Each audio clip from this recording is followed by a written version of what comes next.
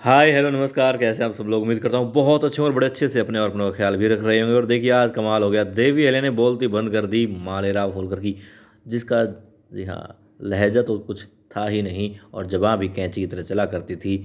रिश्तों की वो परवाह नहीं किया करता था और बेधड़क कुछ भी बस बोल दिया करता था।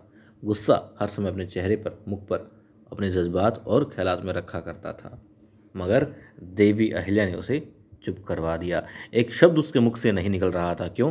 क्योंकि उसके पास कहने के लिए कुछ बचा ही नहीं था। देवी अहिल्या ने, आज हमने देखा पुण्यश्लोक लेवे शो में, इस तरीके से उदाहरण पेश किए और अपनी बात को रखा कि ये मालेराव चाह करके भी कुछ नहीं कह सकता था, क्योंकि इसकी समझ से वो सब बातें जी हाँ आज दूर चली गई थी, जिन्हें अक्सर अपनी जगह पर रखा करता था, दिमाग में भर भर कर रखा करता था। आज ऐसा कुछ नहीं था। क्यों नहीं था? क्योंकि देखिए वो गुस्सा होता है कि आई साहेब, देवी अहिल्या की आई साहेब को तुम्हारे साहेब भी देवी अहिल्या का साथ दे रही हैं, जब उन्होंने वादा किया था कि वो मालेराव का साथ देंगी। इसलिए वो गुस्सा हो जाता है उनसे भी कि आपने दगा दिया है, धोखा किया है। कोई तो धोखा क्या किया है?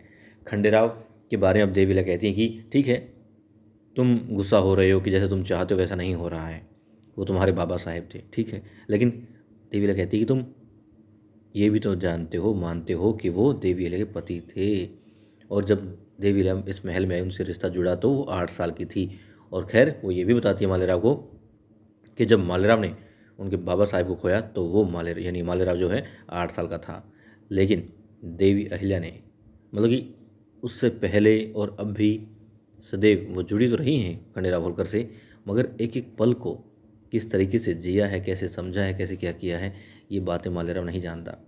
ठीक है, बाप बेटे का रिश्ता होता है, लेकिन पति पत्नी का रिश्ता भी तो होता है।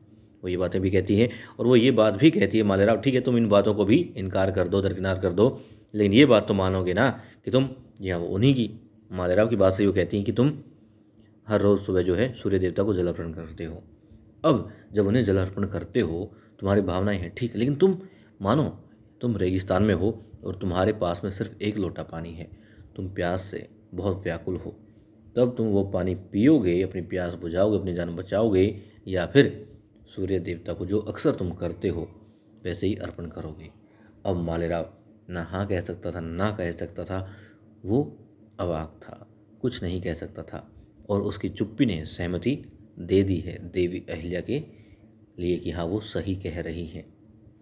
और यकीनन उम्मीद है कि इस बात से वो मान जाएगा कि हाँ देवी अहिल्या कभी गलत नहीं कहती है, क्योंकि वक्त आएगा उसे सुधरना ही पड़ेगा।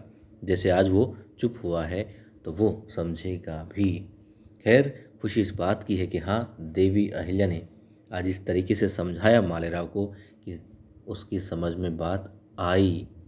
और उसके पास में जिसने भी उसे आज तक कान भरे हैं, जो भी उसने देखा है, सीखा है, सुना है, ऐसा कुछ नहीं था कि वो देवी अहिल्या की बात का उत्तर दे पाए, उन्हें इनकार कर पाए, नहीं था।